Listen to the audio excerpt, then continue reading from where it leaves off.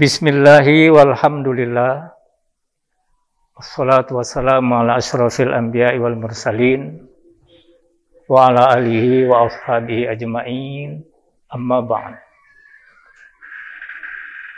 Qala Allah Ta'ala, a'udzubillahi minasyaitonir rajim. Ya ayyuhalladzina amanu taqullaha wal tanzur nafsum ma qaddamat lighad.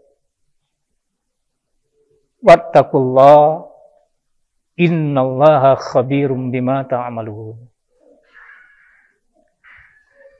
Qala Nabi sallallahu alaihi wasallam, ittaqillaha haitsu ma kunta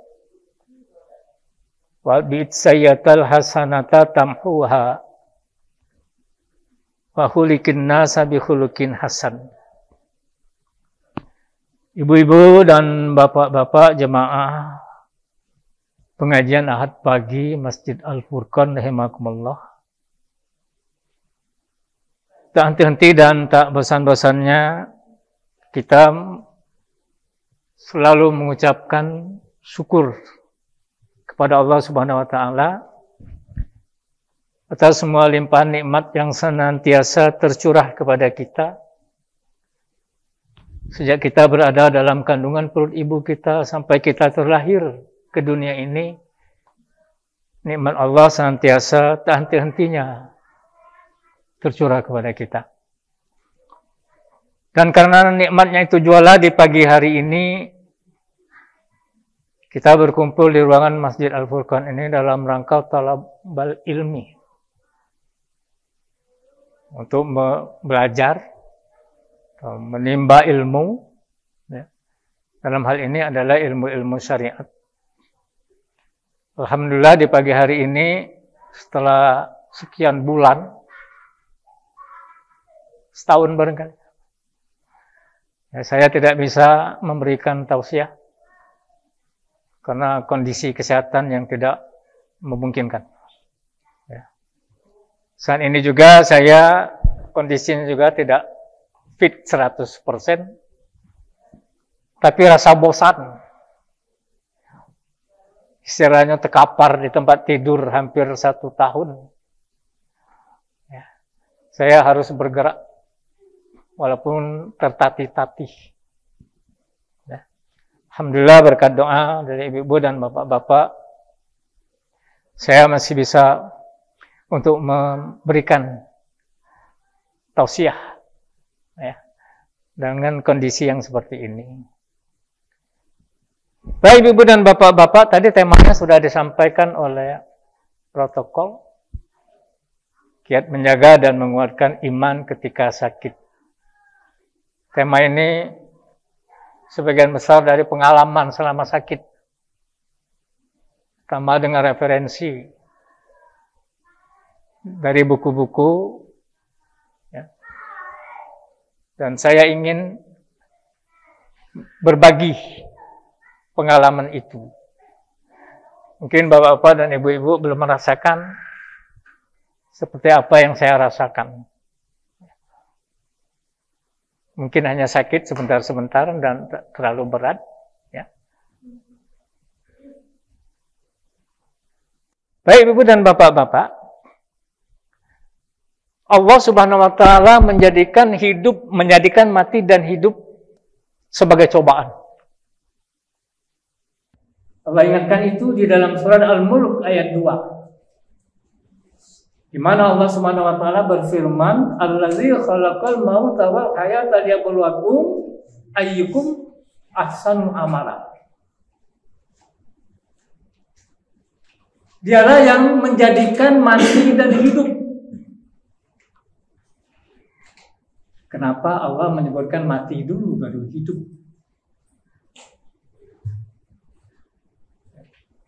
Karena kita sebelumnya tidak ada, itu dianggap mati. Sebelum bersatunya ruh dan jasad.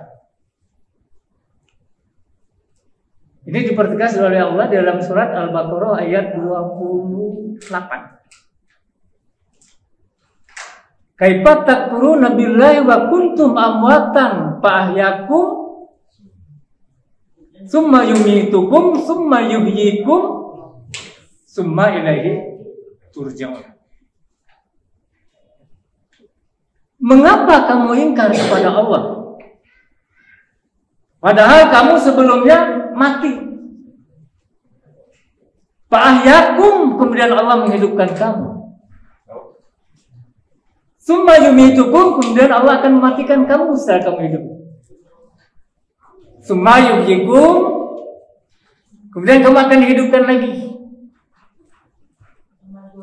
Jadi ada 2 kali mati, 2 kali hidup kita. Mati pertama kita belum menyatu antara jasad dan ruh. Kemudian Allah menghidupkan kita setelah kita lahir ke dunia. Kemudian nanti akan dimatikannya lagi setelah umur kita di dunia ini sampai pada batas yang disebut dengan ajal. Setelah itu kita akan dihidupkan lagi. Jadi Allah mengatakan bahwa allazi khalaqal mauta wal hayata liyabluwakum. Untuk apa Allah menciptakan mati dan hidup itu? Liyabluwakum. Untuk menguji kamu.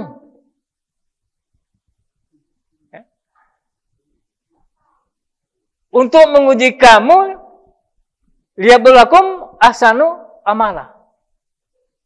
Siapa yang paling baik amalnya? Ibu-ibu dan bapak-bapak, dalam ayat itu Allah tidak menyebutkan siapa yang paling banyak amalnya. Tapi Allah menyebutkan siapa yang paling baik amalnya. Kalimat ini, ibu dan bapak-bapak, ditafsirkan oleh Fudail bin Iyad, ahsanu amala itu. Amal yang baik itu yang mana? Ditanya oleh seseorang kepada Fudail bin Iyad. Kata Fudail bin Iyad, ahsanu amala itu adalah amal yang paling ikhlas dan paling benar. Ikhlas artinya, ibadah yang kita lakukan itu semata-mata kita ingin mencari ridho Allah. Semata-mata kita lakukan karena Allah, bukan yang lain-lain.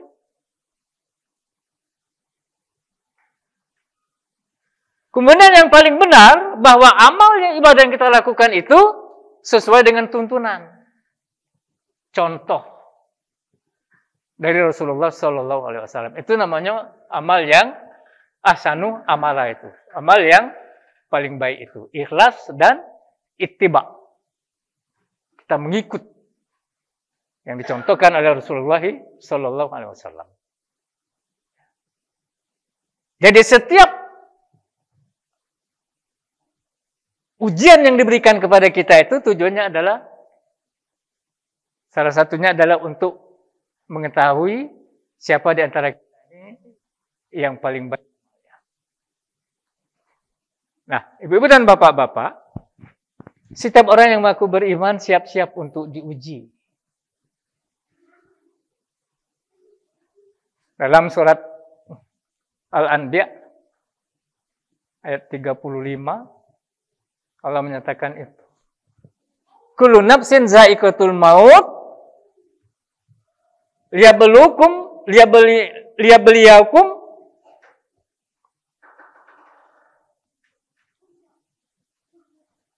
setiap yang bernyawa pasti akan merasakan mati dan kami akan menguji kamu dengan kebaikan dan keburukan. Jadi ada 2 macam ujian, yang baik dan yang buruk. Yang menyenangkan dan yang menyusah, yang susah, yang sedih. Itu ujian semua. Oleh karena itu, ibu dan bapak-bapak, hidup ini tidak lepas dari yang namanya ujian, baik yang senang maupun yang susah.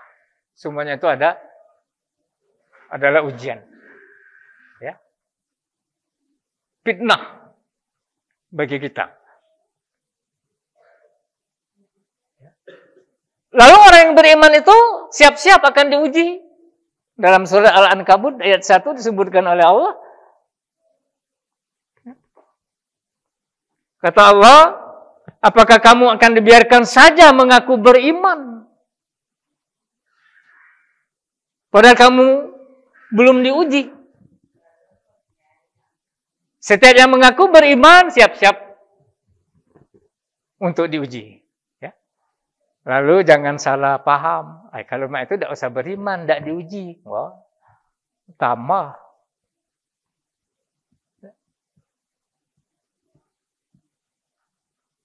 Untuk apa ujian itu? Ada yang bertanya Bapak dan Ibu, kenapa Allah menyiapkan kita sakit? Apa tidak sehat terus? Itu apa Allah menjadikan kita sakit? Saya cari referensi untuk menjawab ini. Saya ketemukan buku itu. Kenapa Allah menjadikan kita sakit?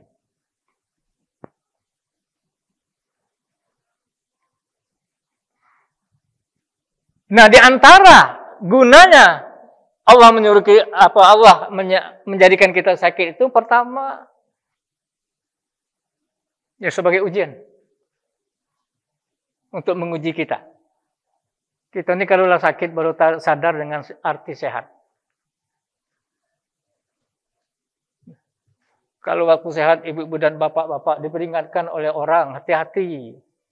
Jangan keterlaluan, makan ini hati-hati, tidur jangan dalu-dalu. Hati-hati, sudah makan jangan langsung tidur. Jalan dulu. Hati-hati, jangan makan selesai sholat isya. Banyak diperingatkan orang. Rasulullah dan para sahabat itu makan sebelum isya. Kalau sudah isya, stop. Tidak usah makan, tidak usah minum. Banyak para sahabat makan sebelum maghrib. Ya. Agar usus kita ini punya waktu untuk istirahat. Kalau sudah isya, sudah, jangan diisi lagi. Kata para dokter, kalau minum itu batasnya jam 5, Pak.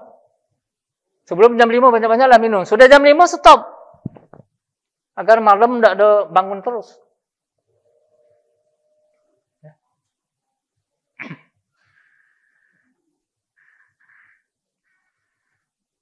Jadi kalau kebiasaan sudah makan, sudah isya, masih ngemil, masih apa-apa, tunggu saja.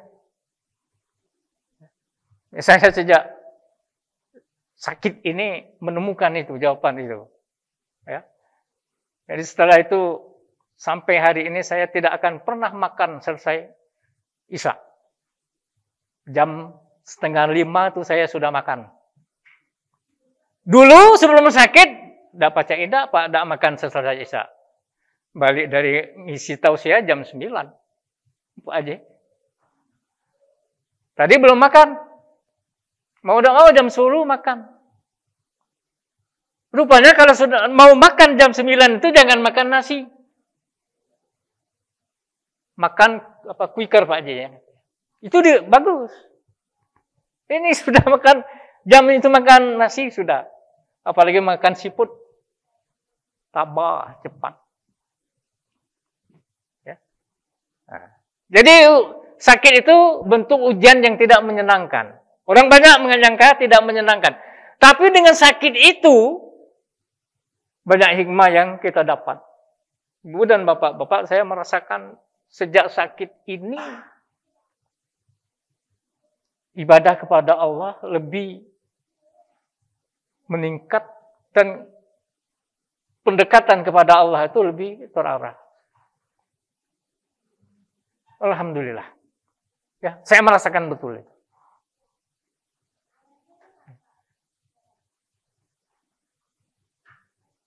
Oleh karena itu, ketika kita sakit, cara menguatkan iman itu, diantaranya yang pertama, jangan pernah meninggalkan ibadah kepada Allah. Ya, ibu-ibu dan bapak-bapak. Seberat apapun sakit kita, tetap saja. Yang namanya sholat, jangan tinggal. Kan banyak orang yang baru sakit sedikit saja, sholat tinggal. Jangan. Ittaqillaha mastata'tum. Bertakwalah sesuai dengan kemampuan kamu.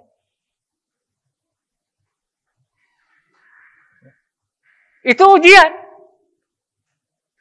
Sesuai dengan yang dikatakan oleh Allah tadi, ahsanu amala. Apakah setelah sakit, sholat tinggal? Jangan. Bahkan ditingkatkan sholatnya. Kalau masih sehat, mungkin kita cuma 5 waktu yang kita jaga. Setelah sakit, seperti saya sudah terkapar, apa-apa. Alhamdulillah kesempatan untuk mengerjakan sholat ibadah sunnah bisa dilakukan.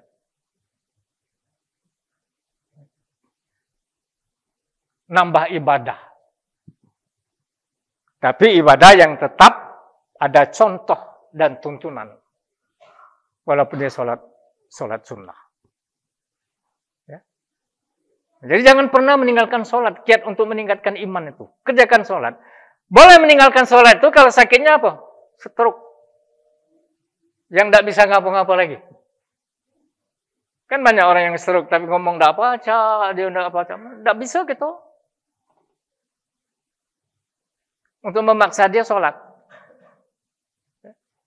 Kalau berwuduk bisa kita wudukkan. Tapi kalau sholat, tidak bisa lagi dia. Kita komunikasi saja, dia tidak bisa jawab lagi. Itu stroke. Yang kedua, orang gila. Itu boleh meninggalkan sholat. Kalau gila, tidak sholat. Apa itu? Badan sehat.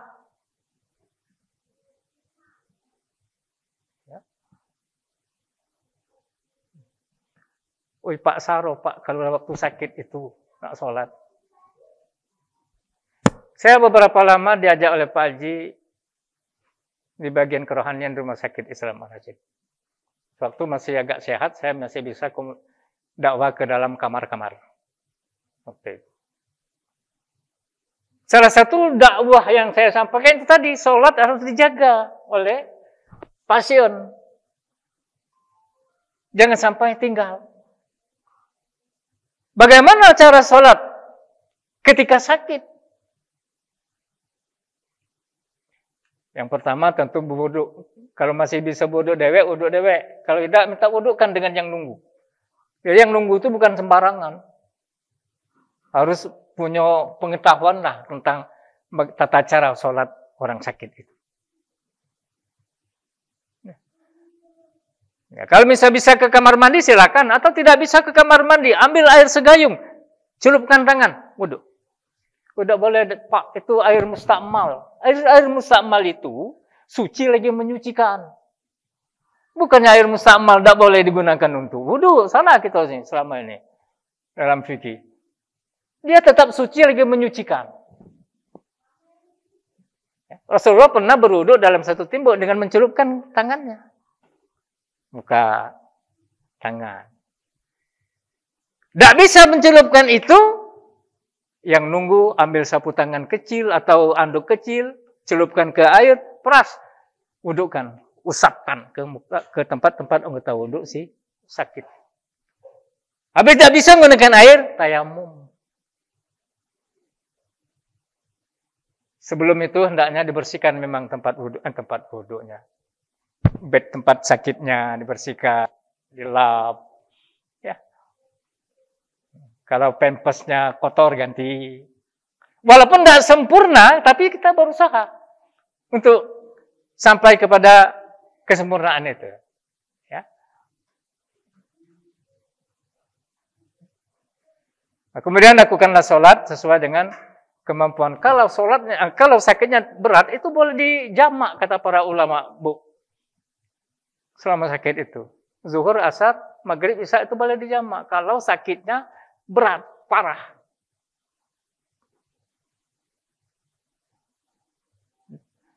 Jadi tidak ada alasan, semasa akal pikirannya masih sehat, tak ada alasan untuk meninggalkan sholat. Untuk menjaga iman dan meningkatkan keimanan kita ketika kita sakit. Itu yang pertama. Yang kedua, ibu-ibu dan bapak-bapak, selama sakit, hendaklah selalu berzikir kepada Allah Subhanahu wa Ta'ala. ingat kepada Allah. Bagaimana zikir yang dianjurkan oleh para ulama ketika sakit? Pertama, memperbanyak membaca Al-Quran atau mendengar ayat-ayat Al-Quran. Karena berdasarkan penelitian dari dokter-dokter dari negara-negara barat, ini Al-Quran katanya kitab yang ajaib. Bisa terapi untuk penyakit. Sesuai dengan Al-Isra 82. Wa nunazzilu minal Qur'ani ma huwa syifaa'un. Kami telah menurunkan Al-Quran itu sebagai obat, sebagai penyembuh. Oleh dokter-dokter di barat, dikatakan bahwa ketika bacaan ayat-ayat Al-Quran keluar dari mulut seseorang, itu dibawa oleh udara, masuk ke telinga, diserap oleh tubuh dan sel-sel yang sakit. Ini akan membantu orang yang sakit untuk mempercepat kesembuhan. Oleh karena itu, kalau baca Al-Quran jangan tak bersuara. Jangan baca Al-Quran dalam hati, tak bagus. Sebab suara keluar dari mulut itu akan mempengaruhi jiwa kita.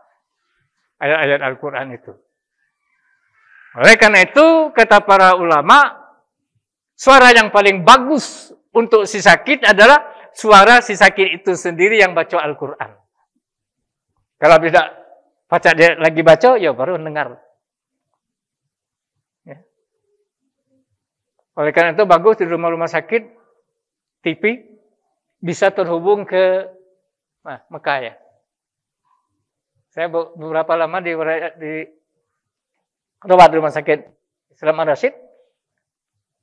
Ya, saya monitor saja dari Al-Quran yang dibaca di Madinah atau itu lebih bagus.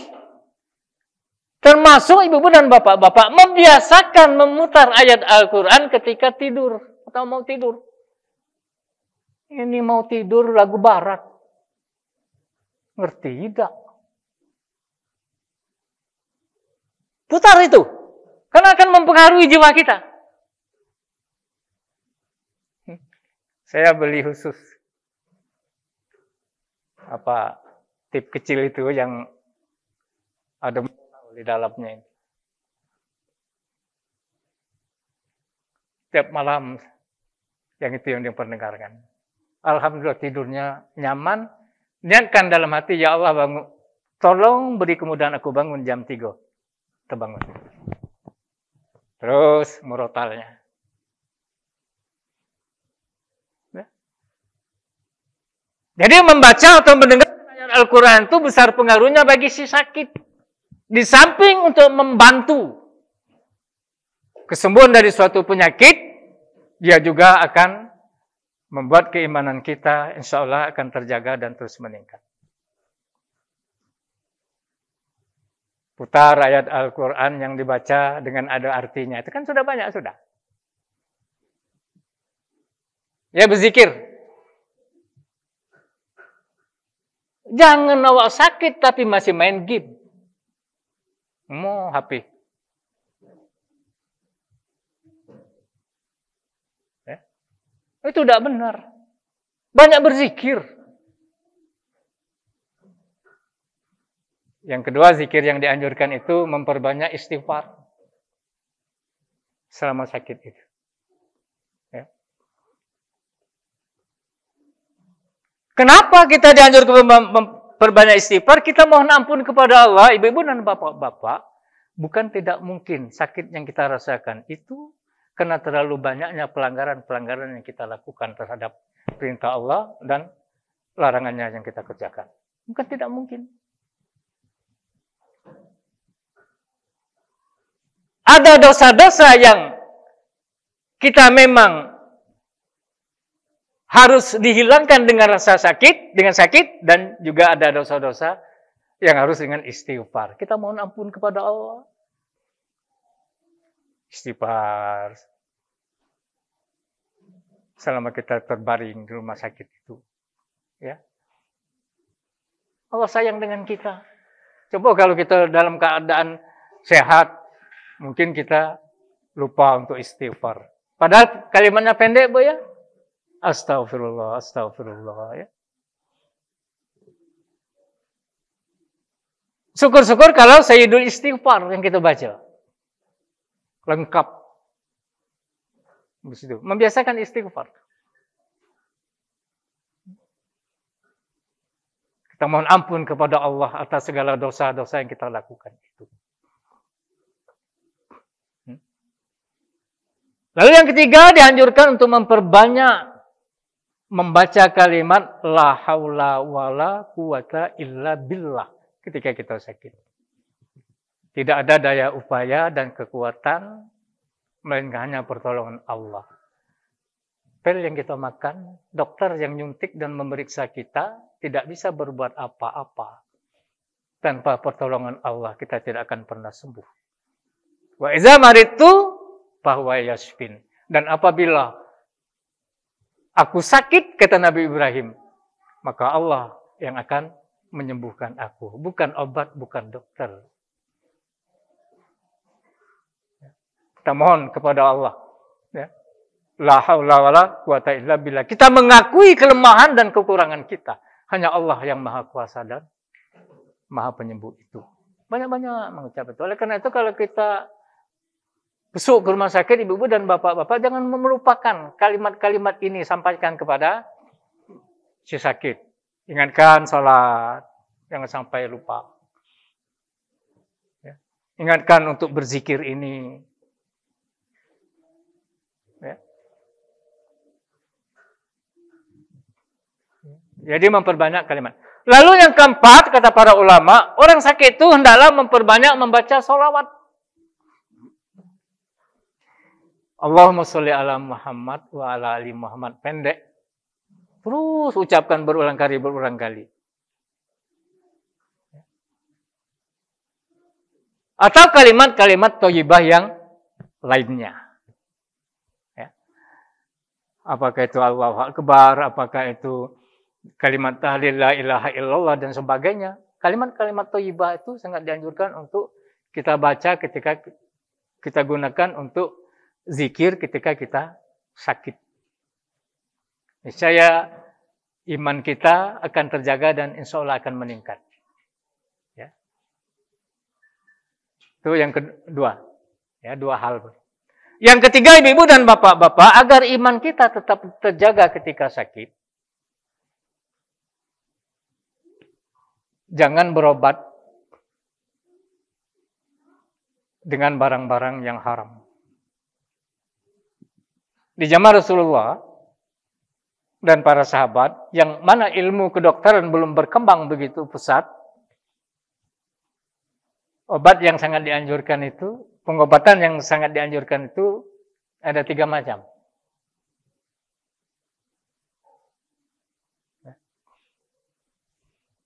Pertama, minum madu. Yang kedua, hijamah, bekam. Yang ketiga, dengan kai. Cuma kata Rasulullah, kemudian Rasulullah melarang menggunakan kai itu. Kai itu artinya besi panas yang dipanaskan, ditempelkan ke tempat yang sakit. Jangan, kata Rasulullah. Jangan lagi. Kemudian ditambah lagi oleh Rasulullah, habbatus sauda. Inilah di antara obat-obat yang herbal yang sangat dianjurkan itu. Madu, kalau dulu madu ini terjago ibu-ibu dan bapak-bapak keasliannya. Sehingga benar-benar menjadi obat. Kalau sekarang mencari madu yang asli itu, sulitnya bukan main.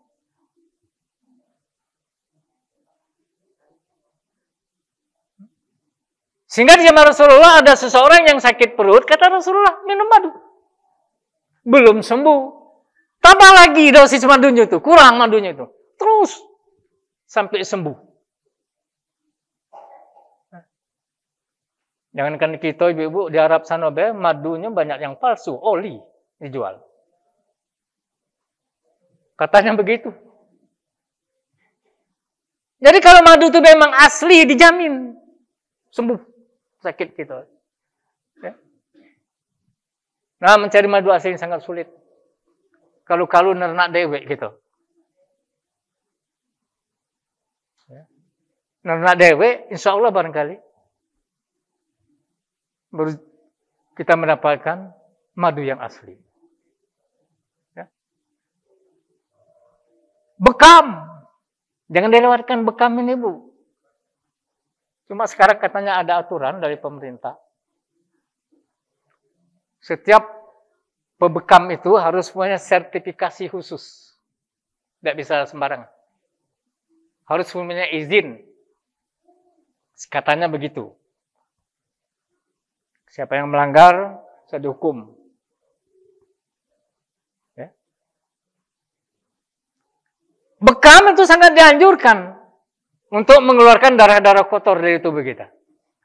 Ya, kedokteran ada saingan dengan cara pengobatan Islam ini, kalau benar dilaksanakan.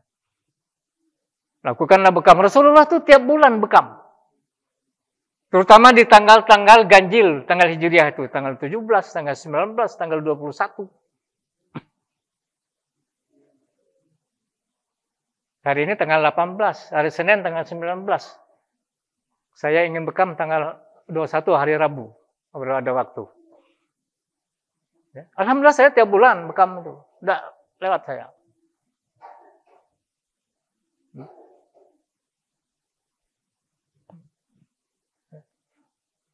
Jadi sangat dianjurkan bekam. Baik bekam basah maupun bekam kering. Saya lebih suka bekam basah, mengeluarkan darah itu. Baik dari kepala, mau dari sini. Untuk mata, saya dari sini bekam. Di jidat, antara dua alis ini. Untuk 100 macam penyakit dari sini diambil. Bekam itu. Itu diantara pengobatan dari zaman Rasulullah dulu. Yang sekarang masih bisa kita lakukan. Rasulullah melarang kita berobat dengan barang yang haram. Misalnya khamar.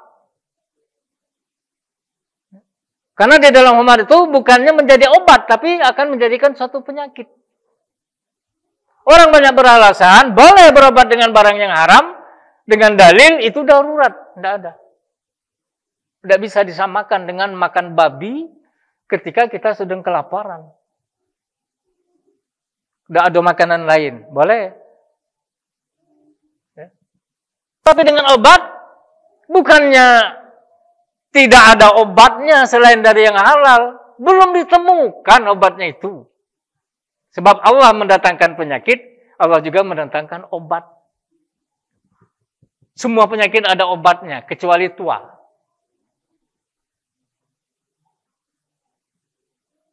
Dan mati. Yang itu tidak ada obatnya dua itu. Kalau sudah tua, nak balik lagi ke 17, kata lokak lagi. Kalau sudah ajal, sudah datang, mau di stop dengan obat, tidak bisa lagi. Kalau selain itu, betapapun beratnya, yang namanya penyakit, pasti ada obatnya. Tapi belum ketemu. Tapi begitu ketemu obat dengan penyakit sejodoh, sembuh. Oleh karena itu dokter selalu memberi resep berubah-ubah. Obat ini, sekali ini obat ini. Kenapa? Untuk mencarikan kesesuaian antara penyakit dengan obat. Oleh karena itu ibu-ibu dan bapak-bapak, kalau sakit, diberi oleh dokter resep obat, begitu belum habis obat, kamulah sudah sembuh, jangan dihentikan obat ini, dihabiskan. Sebab obat, jatah obat itu adalah untuk menyembuhkan penyakit dalam sekian jangka waktu. Kita ini lain. Baru 3 kali minum obat, sembuh sudah. Sisanya tidak lagi diminum, salah. Mana penyakit tuntas? Jadi kalau dikasih resep oleh dokter, makan obat itu walaupun sudah sehat, habisi. Sesuai dengan jatah yang sudah ada.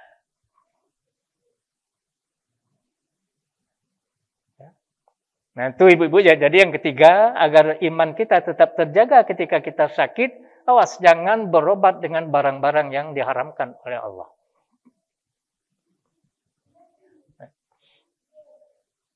Lalu yang keempat, jangan berprasangka buruk, suudzon kepada Allah ketika kita sakit. Allah akan mengikuti prasangka hambanya. Kalau hamba itu berprasangka baik kepada Allah, Allah akan baik. Berprasangka baik pula kepada orang itu. Sebaliknya. Kalau seseorang itu berprasangka buruk kepada Allah, maka Allah pun akan berprasangka buruk pada orang itu. Ketika sakit, apun ya aku ini sakit terus. Belum selesai sakit yang pertama lah datang pula penyakit. Apa nih Allah ini? Nah, jangan. Betapa sayangnya Allah kita itu dengan kita.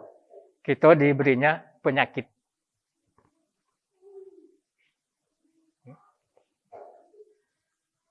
Dengan sakit itu kita bisa istirahat. Dengan sakit itu rezeki semakin terbuka. Dengan sakit itu banyak teman-teman yang selama ini tidak pernah datang. Begitu kabar saya sakit, rasa-rasanya tidak ada teman, tidak ada pengajian-pengajian yang tidak datang semua.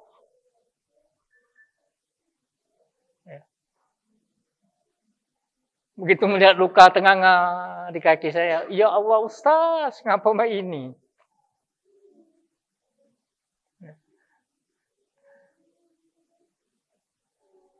Jadi rahmat Allah itu semakin dekat dengan kita ketika Allah mendatangkan penyakit itu. Jadi jangan bertuan dengan penyakit itu. Memang sebagai manusia, ibu-ibu dan bapak-bapak sekali-sekali timbul rasa itu. Saya juga begitu. Tapi cepat-cepat kembali kepada Allah. Ya. Bahwa Allah tidak pernah meninggalkan kita, membenci kita dengan cobaan, dengan sakit yang diberikannya kepada kita. Oleh karena itu, ada yang bersyukur dengan sakit itu. Seperti Nabi Ayub, ya, dia tidak berkeluh kesah dengan sakitnya itu.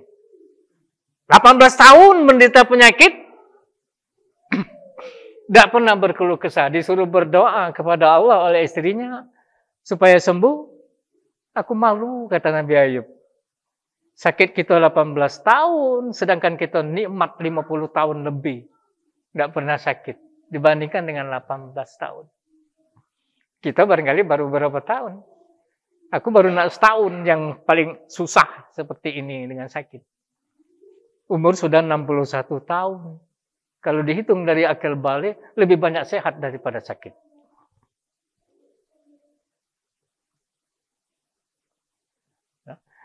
Nah, jadi oleh karena itu, sekali lagi ibu dan bapak-bapak, sakit, tetap tersenyum, tetap bersyukur, jangan pernah berprasangka suudzon kepada Allah Subhanahu wa taala.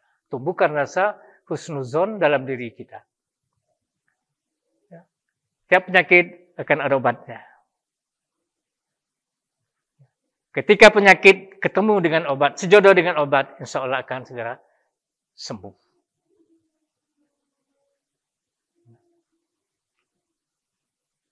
Nah, jadi itu ibu dan bapak, di antara kiat-kiat kita untuk mempertahankan iman. Karena ketika sakit itu iblis bukan main, Bu. Pak, setan akan menggoda kita. Ya, saya merasakan itu. Ya.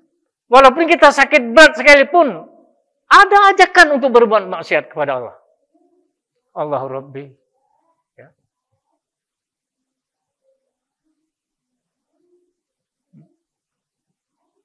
Ada saja. Ya. Oleh karena itu, kita dianjurkan untuk memperbanyak zikir itu. Untuk bersikap suudzon kepada Allah, apalagi. Ya. Iblis paling pintar, setan. Kesempatan untuk menggoda dan menggelincirkan iman kita. Ya.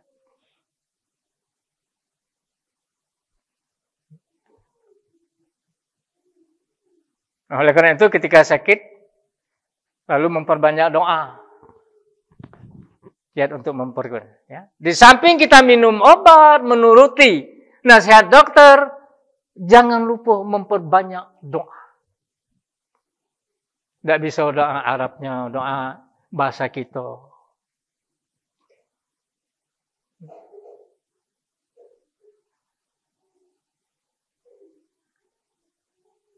Ada doa dari Nabi Ayub. Rabbi inni masanyad durru wa anta khairur rahimin. Ketika Nabi Ayub membaca doa itu, datang perintah Allah, hentakkan tumitmu ke tanah itu. Dihentakkan ke tanah, keluar air. Minum. Hentakkan lagi, sekali lagi. Dihentakkan ke bumi, keluar air. Mandi. Sembuh. Saya di pesantren dulu. Saya ingat sampai sekarang. Kata Pak Kiai, kalau nak sembuh penyakit itu, ya kita tidak mungkin kan menghentakkan tumit langsung keluar air. Hentakkan tumitmu, isi air. Sekarang aku mikir. Nabi Ayub itu ngentakkan tumitnya keluar air. Kalau kita sudah ngentakkan itu baru diisi air. Walah, itu nah beda. Ya, masih teringat saya ajaran itu sampai sekarang. Dan saya tidak pernah melakukan itu. Ya berdoa saja kepada Allah. Atau doa Allahumma rabban nas azhibil ba'sa isfi anta syafi. La shifa'a illa shifa'uka shifa'al la yughadiru sakoma. Hafalkan doa-doanya itu. Ustaz doa saya itu ya. Kenapa Ustaz tidak sehat-sehat? Tidak apa semata kita begitu berdoa langsung dikabulkan oleh Allah. Ada jangka waktu yang akan kita dapati itu. Ya karena kita bukan orang yang mustajabah dalam berdoa. Begitu berdoa, laju. Tidak. Ada jangka waktu yang akan kita temui hasilnya itu. Jangan berhenti berdoa. Ud'uni astajib lakum, kata Allah. Berdoalah kepadaku, niscaya aku kabulkan. Jadi di samping kita minum obat, makan obat, mengikuti resep dokter, nasihat dokter, jangan lupa untuk selalu berdoa. Begitu mau minum obat, doa. Karena bagaimanapun banyaknya kita minum obat, setelah minum obat, bukan obat yang menyembuhkan kita. Tapi Allah lah yang menyembuhkan kita. Jadi kalau kita menjaga masalah ini, insya Allah tauhid kita terjaga, ibu-ibu. Tapi kebanyakan kita, begitu kita sakit, demam misalnya, begitu ketemu teman, lu sehat kau. Katanya sakit kemarin. Iya, kemarin berkat aku minum bodrek. Nah, datang ke berkat minum bodrek itu sudah terjatuh ke syirik. Seolah-olah bodrek yang menyembuhkan. Bukan. Bagaimana kita agar tidak terjatuh kepada syirik? Oh, sehat kau ya? Alhamdulillah, kemarin aku minum obat. Alhamdulillahnya jangan lupa. Kembalikan kepada Allah, baru kita nyebutkan obat. Ya. Ini masalah-masalah sepele yang kadang-kadang diuji oleh Allah, kita tidak bisa lulus. Jadi memperbanyak doa. Doa yang paling mustajab itu adalah doa selesai sholat. Oleh karena itu, walaupun sakit, jangan meninggalkan sholat. Selesai sholat, berdoa.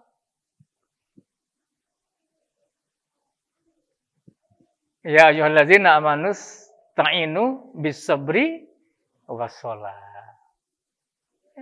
Sholat yang mustajab itu selesai sholat. Atau ketika sedang sholat.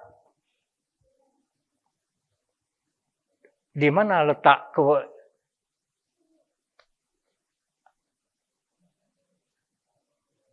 mustajaban doa ketika sholat? Di ujung tahiyat terakhir dari sholat. Berdoalah di situ. Setelah minta 4 hal, kata para ulama boleh menambah doa yang lain. Atau kalau kita punya keyakinan di sujud, silakan. Tapi bukan sujud terakhir saja. Semua sujud dalam sholat itu harus kita bacakan doa supaya panjang sujud itu antara tiap rakaat sama durasinya. Rakaat pertama sujud, bacalah doa. Rakaat kedua sujud, bacalah doa sampai sujud rakaat terakhir. Doanya tetap kita baca. Jadi bukan di sujud terakhir saja. Setiap sujud kata para ulama silakan untuk berdoa. Kalau tahiyat air itu. Setelah innaka hamidum majid, baca yang 4 hal itu kita berdoa minta perlindungan dari api neraka, minta perlindungan dari azab kubur, minta perlindungan dari fitnah hidup dan mati, minta perlindungan dari dajjal. Silakan untuk menambah doa yang lain. Apa yang akan kita minta itu di tempat-tempat yang mustajabah untuk berdoa. Nah, jadi jangan sepelekan doa, ya. Karena doa mukhul ibadah. Doa itu adalah otaknya ibadah. Ketika kita sakit, itu. Jadi jangan berobat dengan barang yang haram dan jangan berobat ke dukun.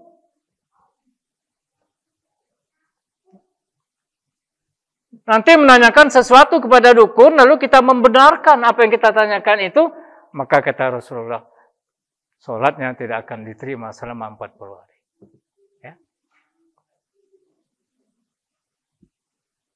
Ada 2 syarat kata para ulama kalau kita mau berobat kepada orang yang pandai mengobati kita itu. Pertama, sesuai tak dengan falsafah kedokteran. Yang kedua, melanggar syariat enggak. Kalau ini, 2 ini bisa dipenuhi, boleh berobat kepada orang yang pandai untuk mengobati. Ya. Ini kalau ke sana diminta panggang ayam, nasi kunyit. Enggak benar itu. Ajak makan bersama tuh. Ya. Kemudian melanggar syariat lagi. Maca doanya kadang-kadang tidak benar. Kalau dibacakan doa dari Al-Quran maupun hadis ya dibolehkan. Itu. Nah itu kiat untuk menjaga iman ketika sakit. Baik sakit biasa, lebih-lebih kalau sakit itu penyakit yang berat, ya, yang kita memang perlu kuatnya iman kepada Allah Subhanahu wa taala. Nah, itu barangkali ibu-ibu dan bapak-bapak. Kalau ada yang mau bertanya, silakan. Billahi taufik wal hidayah. Assalamualaikum warahmatullahi wabarakatuh.